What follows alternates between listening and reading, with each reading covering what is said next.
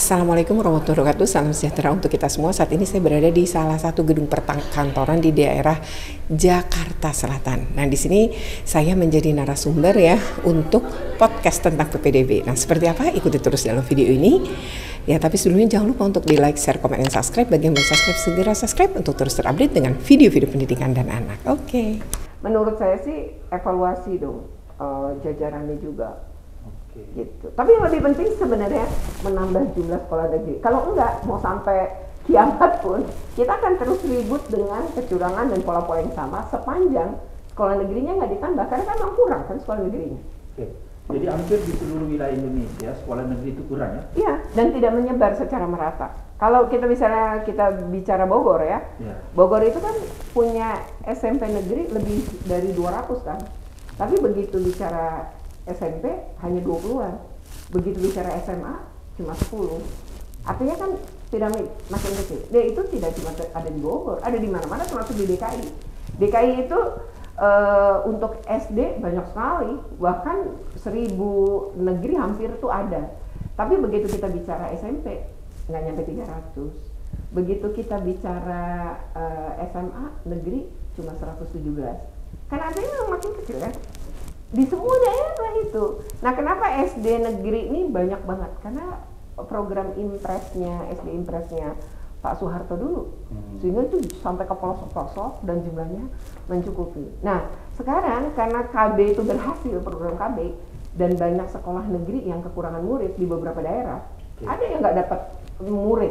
Nah, kalau gitu silakan di merger, lalu di regrouping maksud saya, dan dirikanlah di gedung-gedung sekolah yang kosong ini, yang nggak punya murid ini, atau muridnya kurang, gabungin aja ke murid ya, ke sekolah dekatnya lagi yang masih mungkin untuk penggabungan.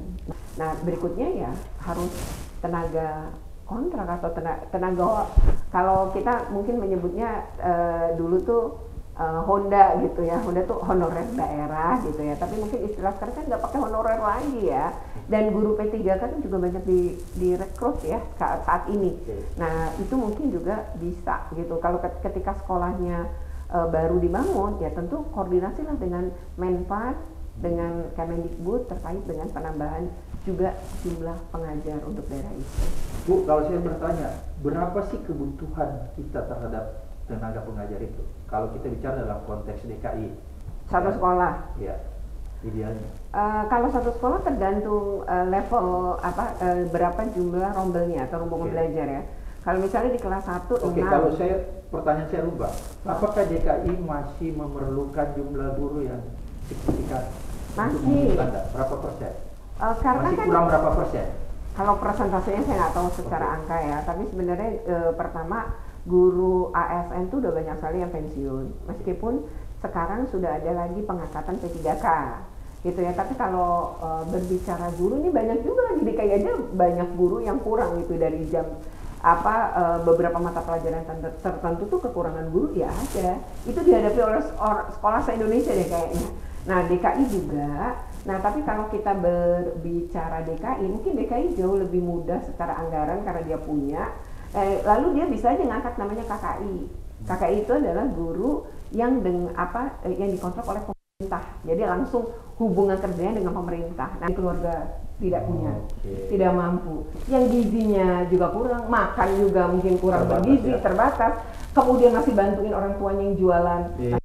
Misalnya masih buku-buku nggak lengkap kecuali pinjam perpustakaan, kemudian les dari tempat saya, ini orang siapa ya kok nggak pernah ada nama ini di daerah saya, kan sebenarnya itu ketahuannya di awal. Nah, di situ penting tuh masyarakat juga membantu gitu. Mungkin pemerintah kan nggak mungkin tidak mau berpikir lebih keras gitu ya untuk bisa memenuhi gitu. Walaupun sebenarnya problem itu gitu kalau diungkapkan sepanjang-panjangnya, karena kalau isinya ya nggak bisa Kemendikbud ngisiin gedungnya, mereka juga harus memikirkan bagaimana mengisi mulai dari kursi, ruang lab dan lain-lain.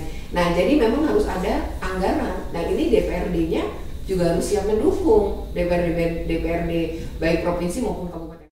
demikian kegiatan saya menjadi menjadi narasumber ya di podcastnya Abraham Samad yang merupakan mantan ketua KPK.